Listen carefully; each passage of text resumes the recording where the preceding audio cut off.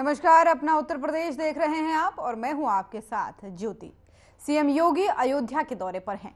CM महर्षि वाल्मीकि अंतर्राष्ट्रीय हवाई अड्डे से हनुमानगढ़ी पहुंचे, जहां सीएम योगी ने दर्शन पूजन किया और श्री राम जन्मभूमि परिसर में रामलला का दर्शन पूजन करने के बाद से लता मंगेशकर चौक पहुंचे। यहां पर सीएम योगी आदित्यनाथ ने झाड़ू लगाकर स्वच्छ तीर्थ महाअभियान का शुभारंभ किया। वहीं अयोध्या को स्वच्छतम नगरी बनाने और यहाँ के सभी धार्मिक पर्यटन तीर्थ स्थलों, सार्वजनिक स्थलों पर सफाई का संदेश देते हुए सीएम योगी ने प्रदेशवासियों से रामलला के आगमन के अवसर पर साफ सुथरा स्वच्छ बनाने का आह्वान किया। इस दौरान उन्होंने कहा कि 500 सालों की प्रतीक्षा के बाद से भगवान का आगमन हो रहा है और ऐसे में राम भक्त अपने आराध्य अभिनंदन के लिए उत्सुक हैं।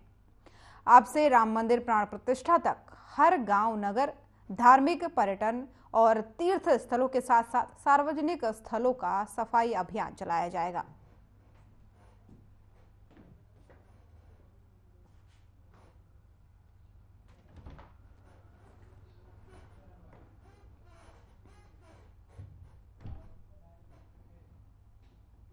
और उत्तर प्रदेश के सीएम योगी आदित्यनाथ ने मकर संक्रांति और खिचड़ी पर्व पर सभी प्रदेशवासियों को हार्दिक बधाई और शुभकामनाएं दी हैं। सीएम योगी ने शुभकामनाओं के संदेश जारी करते हुए कहा कि देश के विभिन्न भागों में मकर संक्रांति का विशिष्ट पर्व विभिन्न रूपों में मनाया जाता है और ये पर्व हमारे देश की समृद्धि, विरासत और सांस्कृतिक एकता का प्रतीक है। सीएम योगी ने लोगों से कोरोना संक्रमण को ध्यान में रखते हुए सभी से सावधानियां बरतते हुए मकर संक्रांति और खिचड़ी पर्व को मनाने की अपील की है।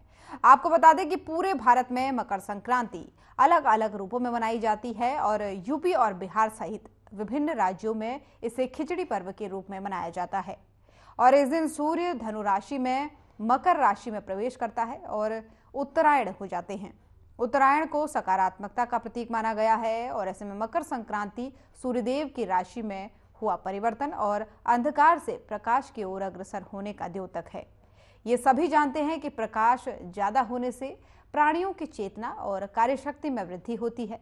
इसलिए पूरे भारतवर्ष में इस अवसर पर लोग विविध रूपों में सूर्यदेव की उपासना करते हैं। मकर संक्रांति के अवसर पर पवित्र नदियों और सरोवरों में स्नान, पूजा अर्चना और दान का विशेष महत्व है।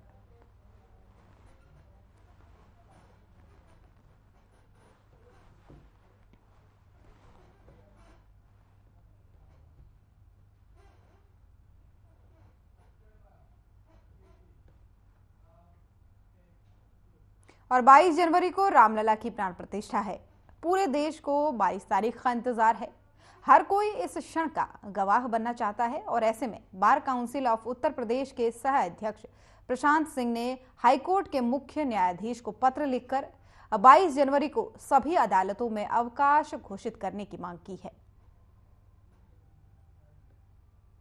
तो लखनऊ से आपको खबर बता रहे हैं, जहां पर आपको बता दें कि 22 तारीख को रामलला की प्राण प्रतिष्ठा होनी है और पूरे देश में इसको लेकर के हर्षोल्लास है। हर कोई इस क्षण का गवाह बनना चाहते हैं। ऐसे में bar council of Uttar Pradesh के सह अध्यक्ष प्रशांत सिंह ने हाईकोर्ट के मुख्य न्यायाधीश को पत्र लिखा है और 22 जनवरी को सभी अदालतों में अवकाश घोषित करने की मांग की है।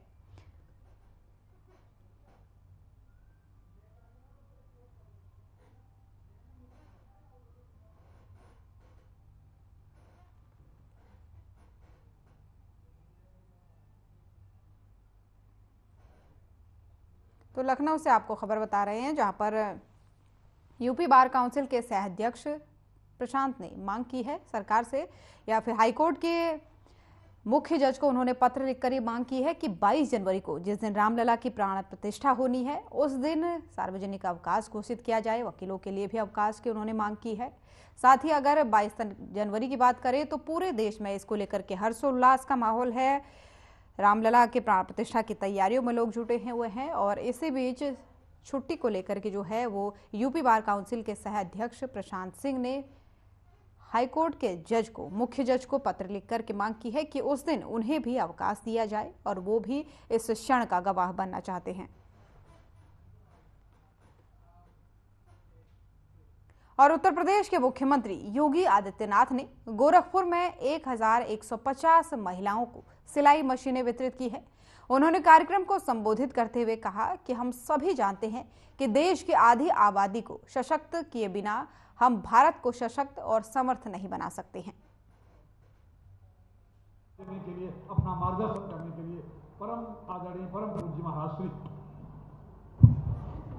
भारत माता की, भारत माता की, भारत माता की, जय जय सीताराम।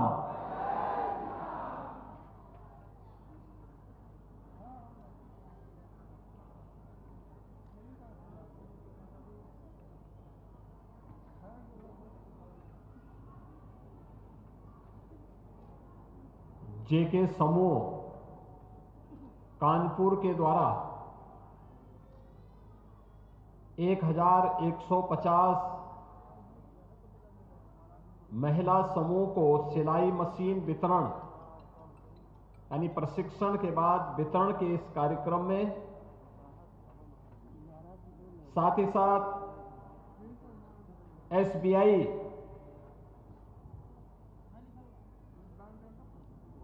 के सीएसआर मद से 2 मेडिकल वैन के शुभारंभ के आज के इस कार्यक्रम में मंच पर उपस्थित गोरखपुर के लोकप्रिय सांसद श्री रविकिशन शुक्ला जी, महापौर डॉक्टर मंगलेश श्रीवास्तव जी, हमारे माननीय विधायकगण श्री फतेह बहादुर सिंह जी, डॉक्टर धर्मेंद्र सिंह जी, विपिन सिंह जी, महेंद्रपाल सिंह जी, प्रदीप शुक्ला जी,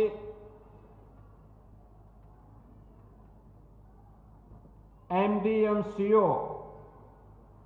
एनएसडीएल सुश्री पद्मा चंडरू जी, संस्थापक जेके टेक अभिषेक सिंघानिया जी, श्रीमती वर्षा सिंघानिया जी, श्री वेदांग सिंघानिया जी, श्री मनीष सिंह मान सिंह का, आशीष चौहान जी, महाप्रबंधक एसबीआई लखनऊ श्री आनंद मिश्र जी और सेवा भारती के प्रांत अध्यक्ष राहुल सिंह जी, आज के इस कार्यक्रम में विशेष रूप से उपस्थित मुख्यमंत्री की सलाहकार के साथ साथ प्रदेश के पूर्व अपर मुख्य सचिव श्री अवनीश अवस्थी जी, भारतीय जनता पार्टी के जिला के अध्यक्ष श्री युधिष्ठिर सिंह जी, महानगर के अध्यक्ष श्री राजेश गुप्त जी और भारी संख्या में उपस्थित गोरखपुर के महानगर ग्रामीण अंचल से जुड़े हुए महिला समूहों से जुड़े हुए सभी उपस्थित बहनों और भाइयों,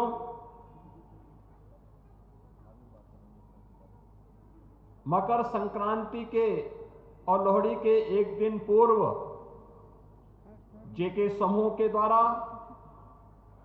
और एनएसडीएल के तत्वाधान में आज 2 बड़े कार्यक्रम हो रहे हैं, जिसमें एक और महिला सशक्तिकरण का कार्यक्रम है और दूसरी तरफ दूर दराज के ग्रामीण और अति पिछड़े क्षेत्र में जरूरतमंदों के लिए मेडिकल वैन की सुविधा के लिए 2 मेडिकल मोबाइल वैन के शुभारंभ का कार्यक्रम। एक मेडिकल वैन गोरखपुर के बनटांगिया और बॉर्डर क्षेत्र के थारू और उन सभी गरीब जरूरतमंदों को मेडिकल सुविधा गोरखपुर के माध्यम से उपलब्ध कराएगी और दूसरी मेडिकल वैन वाराणसी के माध्यम से चंदौली सोनभद्र के जनजातीय क्षेत्रों में उन सभी गरीब और जरूरतमंदों तक मेडिकल की सुविधा उपलब्ध कराएगी। इन 2 पवित्र कार्यक्रमों के लिए जेके समूह को, एनएसडीएल और एसबीआई को हृदय से धन्यवाद देते हुए इस समूह से जुड़े हुए और दोनों प्रतिष्ठानों से जुड़े हुए अधिकारियों का मैं हृदय से अभिनंदन करता हूं और आप सभी उपस्थित आगत यहां पर गोरखपुर की बहनों और भाइयों का मैं हृदय से इस पूरे समारोह में, आयोजन में हृदय से स्वागत करता हूं कि आज आप सब यहां पर इतनी भीषण शीतलहरी के बावजूद यहां पर आए हैं। हम सब जानते हैं कि आधी आबादी का सशक्तिकरण किए बगैर हम भारत को सशक्त और समर्थ नहीं बना सकते। उनके लिए उन्हें सुरक्षा का वातावरण देना पड़ेगा, उनके प्रति उनका स्वावलंबन का मार्ग प्रशस्त करना पड़ेगा, और जब उनकी सुरक्षा का वातावरण होगा, उनके सामने स्वावलंबन का मार्ग प्रशस्त होगा, तो स्वतः ही सम्मान का भाव भी होगा। ये तीनों एक दूसरे से जुड़े हुए हैं, सुरक्षा, स्वावलंबन और सम्मान। आज का ये कार्यक्रम एक और आधी आबादी के स्वावलंबन से जुड़ा हुआ अभियान है।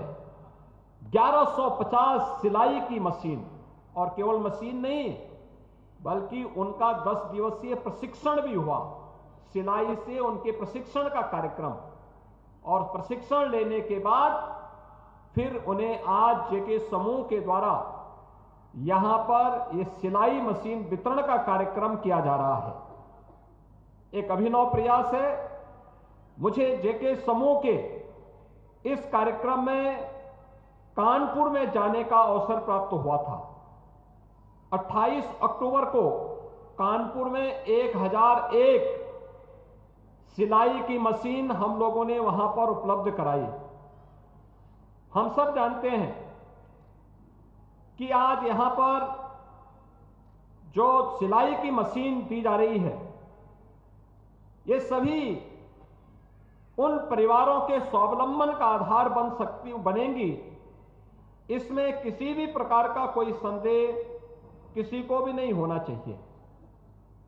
जेके समूह के बारे में हर व्यक्ति जानता है। उत्तर प्रदेश का एक प्रमुख, और मैं कहता हूं कि उत्तर भारत का एक प्रमुख औद्योगिक घराना, जिसने कानपुर को एक समय औद्योगिक क्रांति का अग्रदूत बना दिया था देश के अंदर। और उस समय कानपुर, जब यह जेके समूह वहां पर लीडरशिप इनके हाथ में थी, तो कानपुर देश के 4 बड़े महानगरों में गिना जाता था, जिसमें कानपुर भी आर्थिक समृद्धि के उस दौर से गुजरा था। लेकिन बाद के कालखंड में परिस्थितियां विपरीत हुई। सरकार और स्थानीय स्तर पर जिस प्रकार का समर्थन और सपोर्ट मिलना चाहिए था, जिस प्रकार से कम्युनिस्टों की घुसपैठ होती है, और उसके बाद औद्योगिकीकरण का जब दौर वहां का समाप्त हुआ, आज उसका खामियाजा पूरे कानपुर को, पूरे मध्य यूपी को भुगतना पड़ रहा है। लेकिन जेके समूह ने वहां पे भारत के परंपरा के अनुरूप धर्म से जुड़े हुए बहुत अच्छा मंदिर वहां बनाया, इंस्टीट्यूशंस बनाए, हॉस्पिटल्स बनाए। आज भी जो जनता जनार्दन की सेवा वहां पर दे रहे हैं, औद्योगिक गतिविधियां उनकी चल रही हैं, लेकिन साथ साथ सेवा के प्रकल्प को भी उन्होंने उसके साथ जोड़ करके जिस प्रकार से वहां पर महिलाओं के स्वावलंबन के लिए, सशक्तिकरण के लिए कार्य किया है, यह अत्यंत सराहनीय है, अभिनंदनीय है। और आज 1150 महिलाओं को ये मशीन, जिसमें यहां पर ग्रुप बना करके उनके प्रशिक्षण हुए, अलग अलग उसमें प्रशिक्षण हुए, उनके प्रशिक्षक भी यहां आए थे और उन्होंने इन सभी कार्यक्रमों की नजदीक से देखभाल की। आज यहां पर इन सभी समूहों को ये मशीन वितरण का कार्यक्रम हो रहा है। मैं इसके लिए जेके समूह को हृदय से धन्यवाद देता हूं और उनके पूरे इन कार्यक्रम की सराहना भी करता हूं। हम सब जानते हैं कि प्रधानमंत्री मोदी जी की टॉप प्रायोरिटी में महिलाओं की सुरक्षा, उनका सम्मान, उनका स्वावलंबन है। मोदी जी प्रधानमंत्री बने, प्रधानमंत्री बनने के बाद ही उन्होंने बेटी बचाओ बेटी पढ़ाओ का एक अभियान चलाया था। और बेटी बचाओ बेटी पढ़ाओ के बाद महिला सशक्तिकरण के लिए देश के अंदर अनेक कार्यक्रम चले। उन कार्यक्रमों की एक लंबी श्रृंखला है। श्रृंखला आप देख सकते हैं किस प्रकार से इस श्रृंखला ने देश को एक नई ऊंचाई तक पहुंचाने में योगदान दिया। चाहे वह जनधन अकाउंट हो, चाहे वह उज्ज्वला योजना के कनेक्शन हो, चाहे वह प्रधानमंत्री आवास योजना के लाभार्थियों को आवास उपलब्ध करवाने का कार्यक्रम हो, चाहे वह प्रधानमंत्री गरीब कल्याण अन्न योजना की योजना हो, या फिर ये लंबी श्रृंखला मातृ वंदना योजना का है, और भी अन्य तमाम कार्यक्रम चले और वो चलते चलते आज वहां तक पहुंचे हैं कि मोदी जी ने नारी बंधन अधिनियम, जिसमें देश की संसद और देश की विधानसभा में भी अब महिलाओं को 33% आरक्षण प्राप्त होगा, वे सांसद और विधायक भी चुनकर के जाएंगी आने वाले समय में, यह कार्य भी अधिनियम पारित करके मोदी जी ने सुनिश्चित कर दिया। उत्तर प्रदेश में भी प्रधानमंत्री मोदी जी के प्रेरणा से हम लोगों ने अनेक ऐसे कार्यक्रम प्रारंभ किए जिसमें महिलाओं के सशक्तिकरण के लिए, उन कार्यक्रमों में मुख्यमंत्री कन्या सुमंगला की योजना भी है, मुख्यमंत्री सामूहिक विवाह की योजना भी है। मुख्यमंत्री कन्या सुमंगला की योजना में बेटी के जन्म लेने से लेकर के स्नातक तक की पढ़ाई के लिए सरकार उन्हें अनुदान देती है। पहले 15,000 की राशि थी, अब हम इस नए वित्तीय वर्ष में उसे 25,000 करने जा रहे हैं। बेटी की शादी के लिए 51,000 रुपए की राशि सरकार उस परिवार को उपलब्ध करवाती है। और ये सभी कार्यक्रम इस रूप में जुड़े हुए हैं जिससे महिला सशक्तिकरण के लिए कार्यक्रम हो सके। आज प्रदेश में निवासित महिला पेंशन, वृद्धावस्था पेंशन, दिव्यांगजन पेंशन की राशि को 1,000 रुपए करते हुए हम लोगों ने प्रदेश के अंदर वर्तमान में 1 करोड़ परिवार को यह पेंशन की राशि हम उपलब्ध करवा रहे हैं। आप अनुमान करिए, ये 1 करोड़ लोगों के पास पहले इनको बहुत कम लोगों को 300 रुपए महीने की पेंशन मिलती थी। हमने उसको बढ़ा के 1,000 रुपया किया और पूरी व्यवस्था आज उनको हर तीसरे महीने उनके अकाउंट में पैसा जाता है। ऐसे ही राशन जरूरतमंदों को राशन कार्ड की व्यवस्था, स्वामित्व योजना के अंतर्गत जहां पे उनका मकान है ग्रामीण क्षेत्र में, वहां का मालिकाना अधिकार उन्हें उपलब्ध करवाने का कार्य भी किया गया। महिला स्वयंसेवी समूह के माध्यम से भी अनेक कदम उठाए गए, जहां पे महिला स्वयंसेवी समूह अनेक कार्यक्रम कर रहे हैं। आज का ये कार्यक्रम महत्वपूर्ण इसलिए भी है, एक ये सिलाई की मशीन एक परिवार को आर्थिक स्वावलंबन प्रदान करेगी, और दूसरा गोरखपुर को रेडीमेड गारमेंट के एक हब के रूप में भी आप विकसित करने में योगदान दे सकते हैं। अगर ये सभी मिलकर के एक समूह, अलग अलग समूहों का गठन करके मार्केट से जुड़ जाएंगे तो मार्केट से कपड़ा मिला, इन्होंने सिलाई की, प्रति नग के हिसाब से उन्हें पैसा मिलना प्रारंभ हो जाएगा। तो इस हिसाब से अगर आप देखेंगे तो हर महिला प्रतिदिन 500 से लेकर के 1,000 रुपए आसानी से कमा सकती है एक ही मशीन से। लेकिन इसके लिए हमें और प्रयास करना होगा, समूह बनाना पड़ेगा, रेडीमेड गारमेंट के साथ मार्केट से जुड़ना पड़ेगा, और इस व्यवस्था के माध्यम से आप बड़ी संख्या में आधी आबादी के सशक्तिकरण और उनके स्वावलंबन का मार्ग प्रशस्त कर सकते हैं। एक अभिनव प्रयास है। मैं जेके समूह को इस कार्य के लिए हृदय से धन्यवाद देता हूं, उनका अभिनंदन करता हूं। दूसरा, आज यहां पर 2 मोबाइल मेडिकल वैन जो हमें आज यहां पर प्राप्त हुई हैं, जिसमें सुश्री पद्मजा जी ने जो एमडी और सीओ रहे हैं एनएसडीएल की, उन्होंने उसके माध्यम से ये मेडिकल वैन राज्य सरकार को उपलब्ध कराई है। और जब ये 2 मेडिकल वैन का प्रस्ताव मेरे सामने आए तो मैंने और 22 जनवरी को रामलला की प्राण प्रतिष्ठा होनी है। पूरे देश में 22 तारीख का इंतजार किया जा रहा है और हर कोई इस क्षण का गवाह बनना चाहता है। ऐसे में bar council of Uttar Pradesh के सह अध्यक्ष प्रशांत सिंह ने हाईकोर्ट के मुख्य न्यायाधीश को पत्र लिखकर 22 जनवरी को सभी अदालतों में अवकाश घोषित करने की मांग की है। तो खबर लखनऊ से आपको बता रहे हैं, जहां पर यूपी बार काउंसिल के सह अध्यक्ष प्रशांत सिंह ने सभी अदालतों में 22 तारीख को अवकाश घोषित करने की मांग की है। इसको लेकर के उन्होंने हाईकोर्ट के मुख्य जज को पत्र भी लिखा है।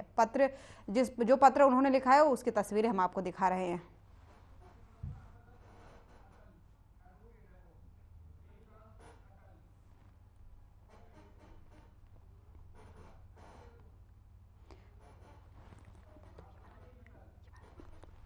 तो इसी का जानकारी के लिए यूपी बार काउंसिल के सह अध्यक्ष प्रशांत सिंह अटल हमारे साथ फोन लाइन पर जुड़ गए हैं। प्रशांत जी, सबसे पहले तो बहुत बहुत स्वागत है आपका हमारे चैनल में। आपसे जानना चाहेंगे, जिस तरीके से पत्र लिख करके आपने अवकाश की मांग की है, क्या कुछ आपकी योजना है उस दिन के लिए 22 तारीख को लेकर के?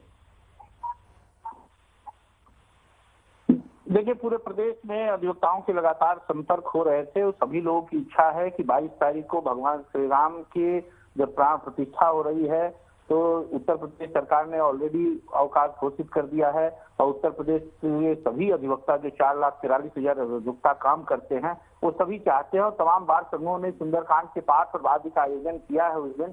तो सभी लोग चाहते हैं कि उस दिन अवकाश रहे और भगवान राम के प्राण प्रतिष्ठा के ऐतिहासिक क्षण के साक्षी बने।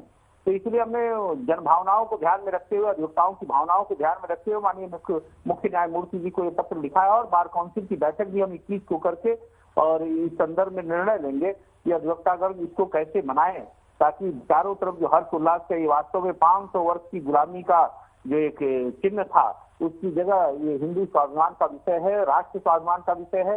राम मंदिर और राष्ट्र मंदिर के निर्माण का साक्षी उत्तर प्रदेश का अधिवक्तागण और न्याय समाज भी बनना चाहता है। बिल्कुल बिल्कुल सही बात कही प्रशांत जी आपने। जिस तरीके से पूरे देश में हर्षोल्लास का माहौल भी देखा जा रहा है, जैसे कि आपने कहा कि बैठक होगी उसके बाद तय होगा, तो कितने दिन की लगभग प्रक्रिया इसमें लग जाती है?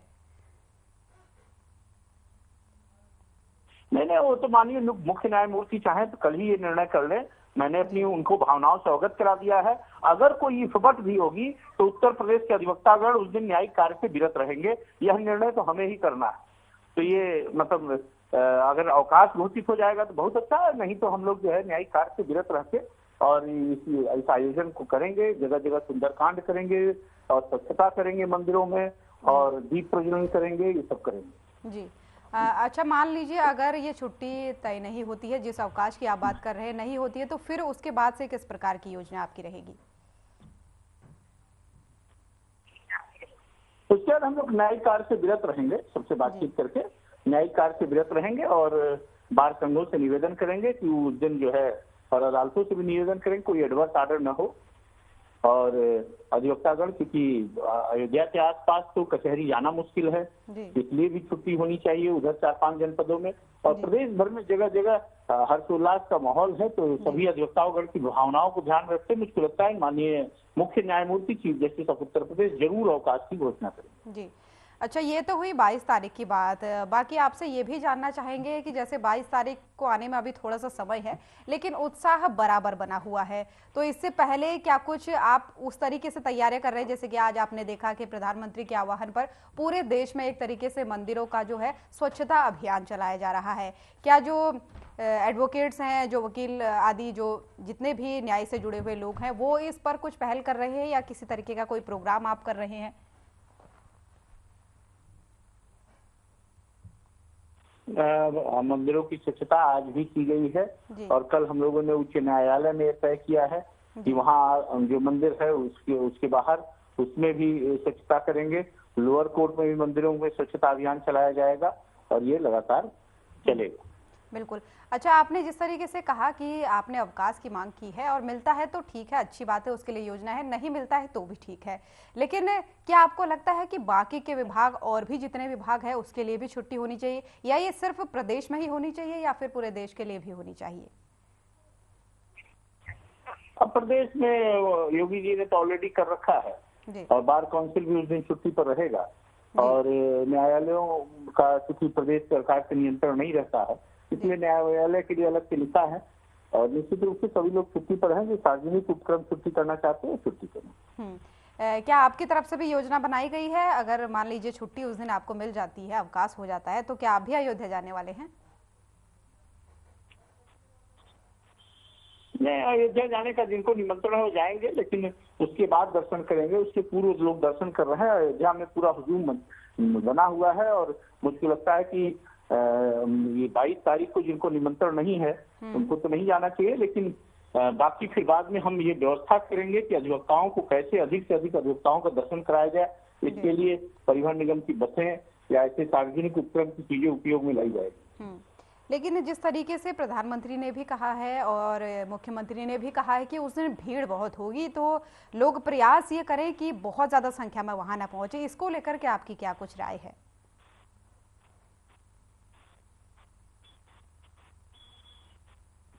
नहीं, 22 तारीख को वहां जाने की जरूरत नहीं है। 22 के बाद हमने बात की है। इसमें उत्तर प्रदेश के परिवहन मंत्री श्री दयाशंकर सिंह जी से कल ही वार्ता हुई है कि परिवहन की बसें इसके लिए उपलब्ध कराई जाएं, ताकि उत्तर प्रदेश के न्यायालयों से कैसे अधिवक्ता अधिक से अधिक संख्या में परिवार सहित बाद में 22 तारीख के बाद रामलला के दर्शन कर सकें। बिल्कुल बिल्कुल प्रशांत जी, बहुत बहुत धन्यवाद आपका हमारे साथ जुड़ने के लिए और तमाम सारी जानकारियों के लिए। जी धन्यवाद जी। धन्यवाद। तो जिस तरीके से लखनऊ से आपको खबर बता रहे थे कि 22 तारीख को रामलला की प्राण प्रतिष्ठा होनी है, और उसको लेकर के लखनऊ से यूपी बार काउंसिल के जो सह अध्यक्ष थे प्रशांत सिंह जी, वो हमारे साथ जुड़े हुए थे। उन्होंने बताया कि इस संदर्भ में उन्होंने जो हाईकोर्ट के मुख्य जज है उन्हें पत्र लिखा है और सार्वजनिक तौर पर एक तरीके से सभी अदालतों को उस दिन अवकाश देने की अनुमति मांगी है। तो अपना उत्तर प्रदेश देख रहे थे आप। उत्तर प्रदेश की खबरों में फिलहाल इतना ही। नमस्कार।